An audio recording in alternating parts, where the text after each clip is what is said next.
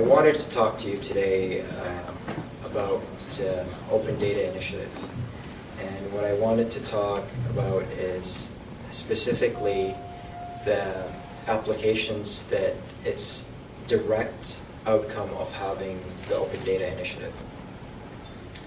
I'm going to zoom in on one particular problem, which is the public transit in the city, and specifically the TTC. I've rode the TTC for many years, and I have tens of Metro passes, so I'm well familiar how the TTC work and with the TTC schedules. We know the TTC schedules, unfortunately, and it's not against the TTC, just in general, transit schedules do not work very well. And the reason they don't work very well because there's a lot of foreseen elements that you cannot control. There's flow of traffic, there's weather, etc. The only time you have a reliable schedule if you have a dedicated channel for the vehicle or the fleet. So that would be the trains, and even with that, you'll have interruptions, right? Mechanical interruptions, etc.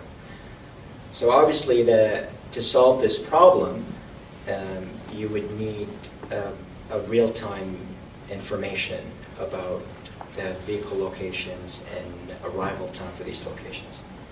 Now, luckily, before we get into that, if you've been using the TTC, you notice the TTC website has been out of date for a long time. We don't have a trip planner. We recently got added, but for the longest time there was no trip planner or any sort of service available on the web. But luckily, sometime in 2010, the TTC decided to jump forward, actually many steps ahead, and provide a real-time system for all their fleets. First, they started off with the streetcars. So at sometime in, I can't remember exactly, in 2010, they added a GPS system. It was a pilot project for all the streetcars in downtown Toronto. And they made that data available on through the Open Data Initiative. They made it available through the NextBus service. And in July of 2012, the TTC activated the next vehicle arrival system for its bus network.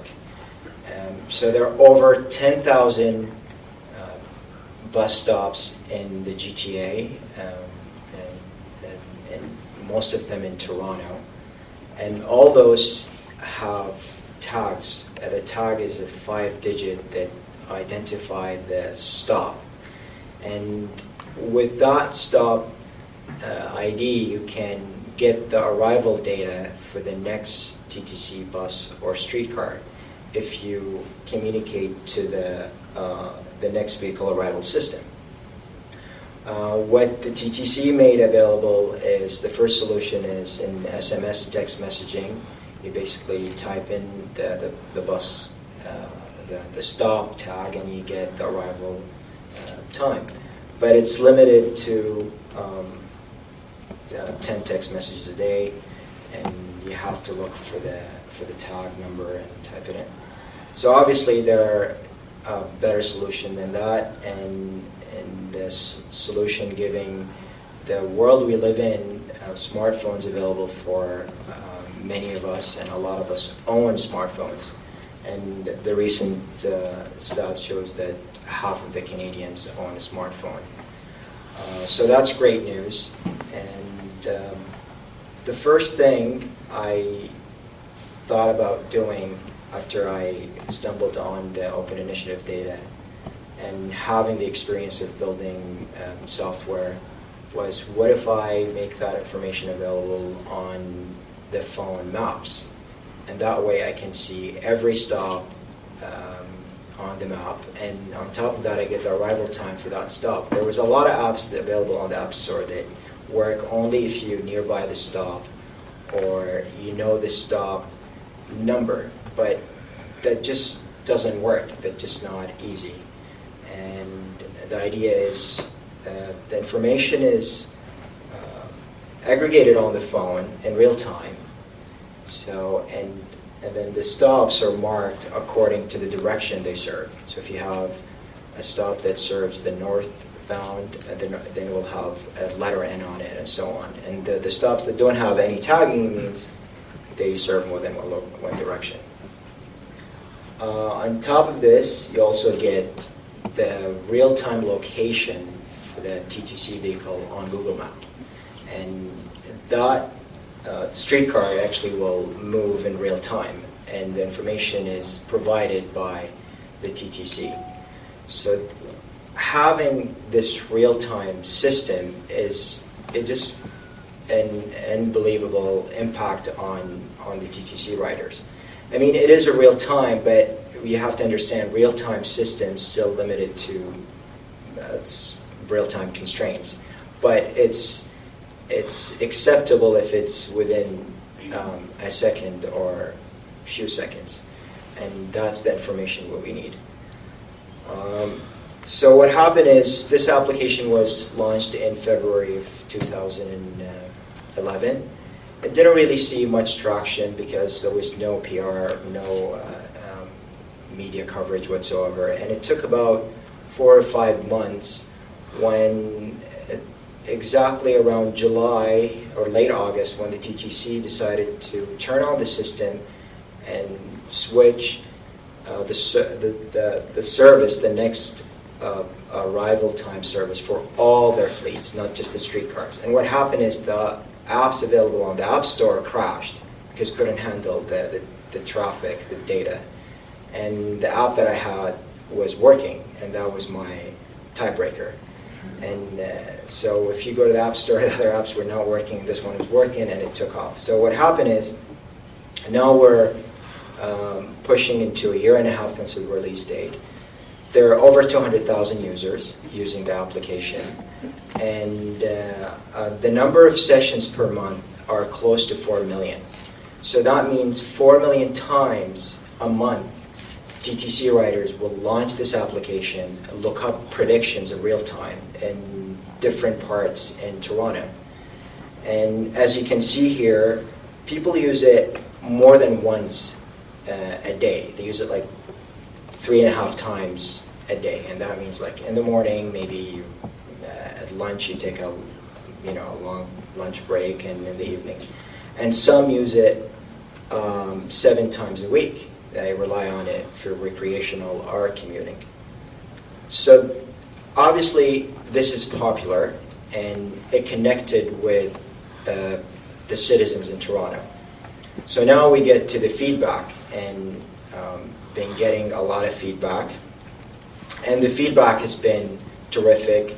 The ratings, almost 5 out of 5. There are 2,200 reviews on the App Store, 2,000 of them 5-star, which is it's significant. Like, unless it's an Angry Bird game, you don't see that many 5-star ratings for an app.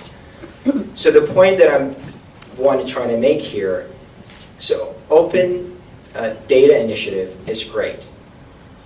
But what's great about it is not just because it's open, but because it's accurate. And I notice all the reviews and the feedback from the customers. They like this app because it is very much accurate. And they require some like timers. You have to refresh the data and pull it from the servers. But having accurate data delivered in an accessible and easy way for consumers on the go is what matters. And it registered big time. So there's a lot of reviews, and there's a lot of happy moments during the development of this application when it first launched, when it became #1 on the navigation category. But there's one moment that I remember, and it made me very happy. It's a review that I read from one of the customers or users. It's a free app, it's not a customer. And that review, I wanted to share with you because I think it just speaks the value of having open data available for everyone and the impact it leaves on people's lives. So this is the review. And I don't know if you guys can read it, but it's basically from someone who uses the TTC on a daily basis. She's a mother and a wife, and she has to care for her husband and her child. And this app and the open data, it really touches their life on a daily basis, and it makes it and delivers a better quality. So that's one other element that I wanted to communicate here. It's not just the transparency and the communication between local officials and the citizens, but the impact that data has on people's life every day.